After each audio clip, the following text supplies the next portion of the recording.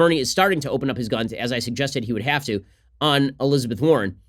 Earlier today, he proposed a super wealth tax, not just a wealthy tax, a super wealth tax, in which he would reduce the ability of billionaires to be billionaires. He literally tweeted out, "Billionaires should not exist.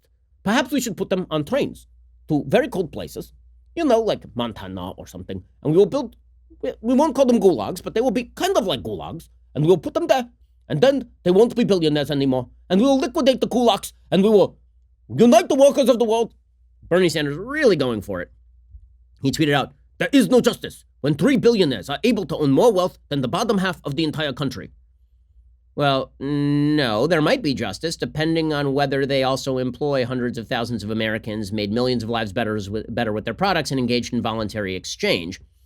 So his new plan, Bernie Sanders, he's going to go for the super-duper wealth tax. And you knew this was coming, right? Elizabeth Warren proposed her 2% wealth tax, which is unconstitutional and would not raise anywhere near the kind of money she's talking about, because you know what wealthy people are very good at? Tax avoidance. Very, very good at it. In fact, it's one of the reasons why you see Democrats say stuff, well, you remember back in the 1960s when the top tax bracket was 91%. Right, and the effective tax rate on rich people was pretty much the same, because rich people started taking their money and putting it in places that were not taxable. The tax revenue of the federal government versus the GDP of the United States has basically remained stable since the reduction of war spending after World War II. So that has not really changed.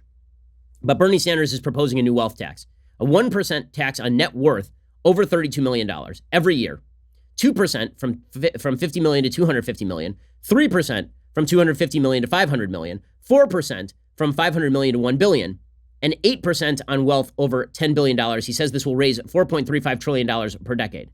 And then he says this would be used to fund Bernie's affordable housing plan, universal childcare, and would help fund Medicare for all. I mean, that is sort of a problem, considering that Medicare for all is supposed to cost something like $34 trillion. So if he raises $4.35 trillion over the next decade, not sure where the other $30 trillion is going to come from. But this is Bernie Sanders upping the ante. And also, Bernie Sanders is more of a true believer than Elizabeth Warren. And you're going to see him make that case. So just in the last 24 hours, Bernie Sanders is drawing the contrast between Elizabeth Warren and her supposed warm embrace of capitalism and his own love for socialism. Here's Bernie saying that people are brainwashed to believe in capitalism. Someone says this to him, and of course, he fully agrees.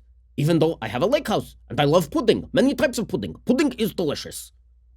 I think that the kind of brainwashing, or the idea, at least like I grew up with, is that our definition of success is like the American dream. In capitalism, you're rewarded for getting everything and just keeping it to yourself and not worrying about everybody else. And that's sort of like a psychology that we've all been taught. I think Lizzie is exactly right.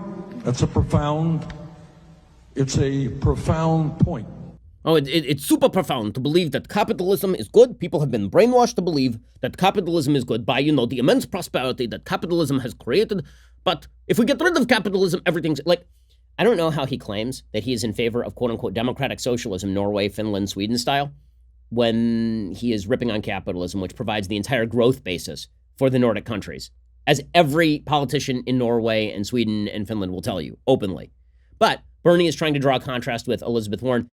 Thank you for tuning into the Daily Wire, one of the fastest growing conservative media outlets in the country. If you enjoyed this video, be sure to give it a like and subscribe to our YouTube channel so you don't miss out on any of our content.